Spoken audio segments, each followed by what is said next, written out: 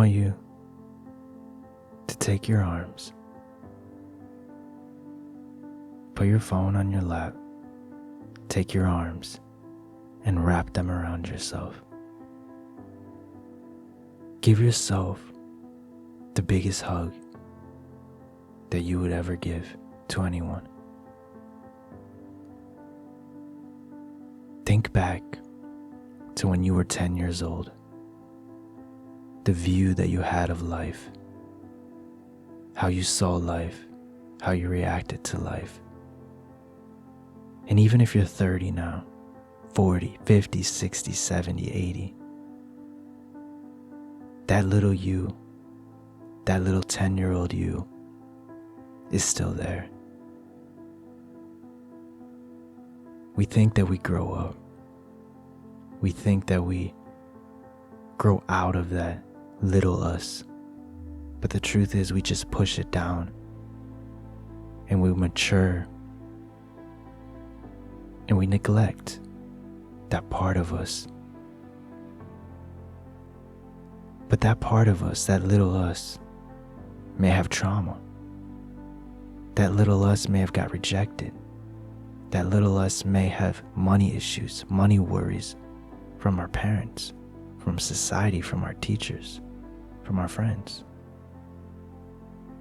And if we never address that and we just stuffed that down, matured out, got a job, had some kids, gave love to other people but not to ourselves,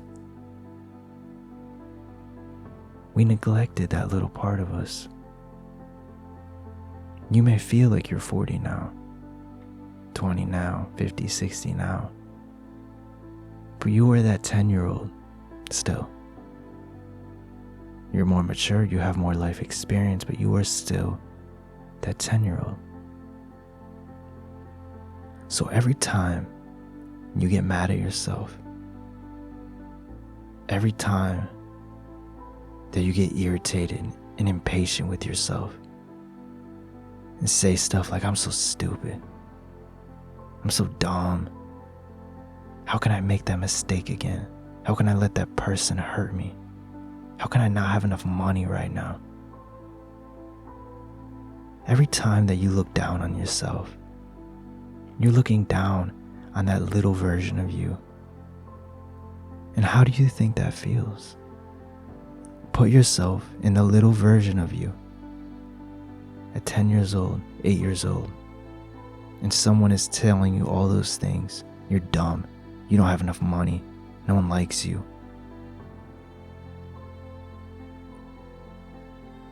None of that, my friend, is true. None of it. Absolutely none of it. Because at 10 years old, you had no control over your finances. They weren't yours to begin with.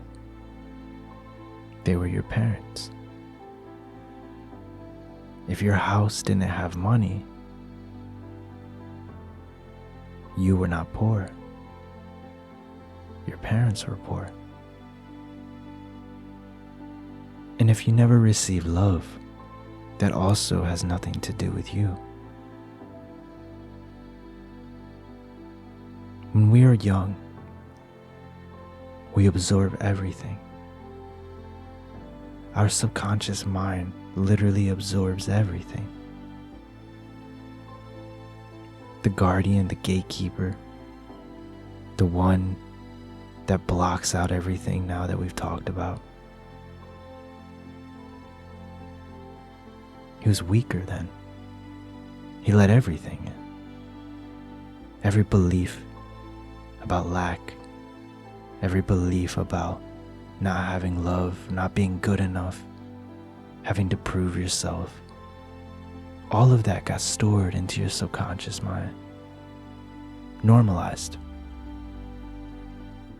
Just as you learn to speak,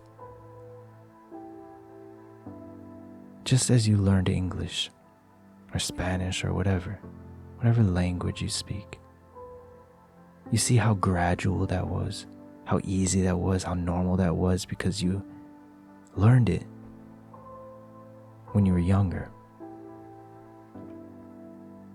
You learned the beliefs about lack, about luck, about everything when you were younger. And we carry that into adulthood. And since we carried it into adulthood and we normalized it, we think that's how life is. But that's not how life is. That's how your life currently is, because you have a program. This program that is placed inside your subconscious mind is able to be altered, to be edited. But we just never do it. Because the mind has a fail-safe. The mind, if you can understand what I'm going to tell you, you will be able to program your reality to anything that you wish to have. Your mind, your subconscious mind, has two goals. The first will clump all these together, but it's to keep you alive, to reproduce, and that's it. To keep you alive and to reproduce. The other part of your subconscious mind is to conserve energy. That's why it creates habits. That's why it creates habits and paves neural pathways. And the more you think about something, the more it becomes a habit. And that's what your brain, your subconscious mind, is programmed for. That's how nature made it. So, when you have the habit of being single, when you have the habit of being broke, when you have the habit of not having the best health, your brain likes the current state because you are still alive. It only cares about whether you're still alive or not. And so the fact that you are alive, it sees that lack is safe. The mediocre health as safe. The being single as safe. Even when it's not. Your subconscious is very dumb. It's very dumb. It's like a tape recorder. A tape recorder is dumb, you know? It doesn't have a thinking logical process. That's your prefrontal cortex. That's the front part of your brain. Your subconscious is just a program. So it doesn't understand that lack is actually not safe. That mediocre health is actually not safe. That being single is not, the best thing, ever. You know what I'm saying? It thinks nothing. Your subconscious thinks nothing. It only absorbs. So, when you think that I want more money, I want that lover, I want to meet my soulmate, my twin flame, I want to have the best health, I want to win the lottery, I want to have more money, more money, more money, more money, more love, more love, more love. Your brain, the part of you, the prefrontal cortex, says, hell yes, I can logically understand how that will make my life better. But the subconscious says, oh, is that part of the program? No, get rid of it. Anything that is new, get rid of, because it could kill us. That's it. It doesn't understand if it's a lion or if it's a cotton ball or if it's anything that you're trying to experience, it doesn't know. It doesn't know. It just reacts. It's dumb. But it's efficient. So if you want something new in your life, you have to do what you did when you got the beliefs of the opposite of that in the first place.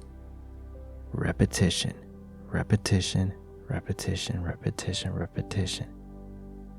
You have to bombard your subconscious with the new belief until it becomes a belief.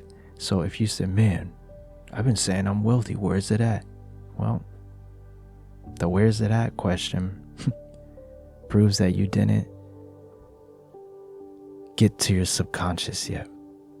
Keep going. That's how it works. That's all you can do, my friend. So you can either listen to affirmations at night.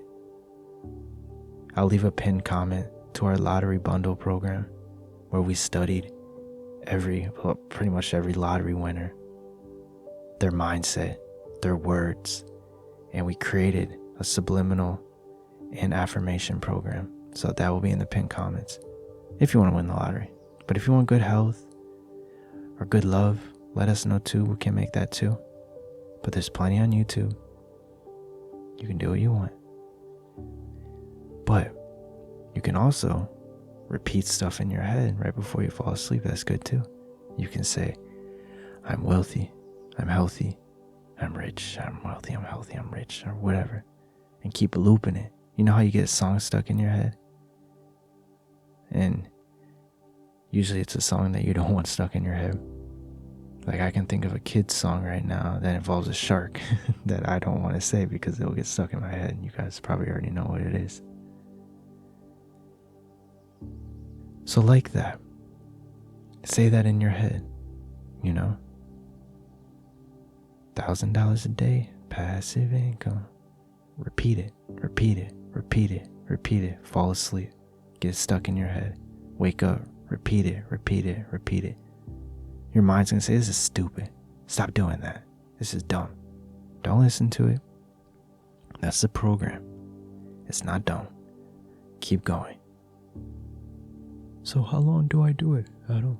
How long do I do this? I don't know. If we look at the science of the mind, it says that you can change your brain in 21 days. But when they did a study on changing people's brains and their subconscious and their beliefs, 21 days, that was true. But it extended all the way up to 66 days. So somewhere in between there, if you keep up with it, you will change your beliefs. And sooner or later, you'll start to feel those automatically, which is a beautiful thing. So yeah, just wanted to say that. Check the pinned comment if you are interested in that. Like the video if you'd be so kind. And comment down below. I changed my beliefs for the better. And thank you so much for watching, and catch you when we align once again. Take care.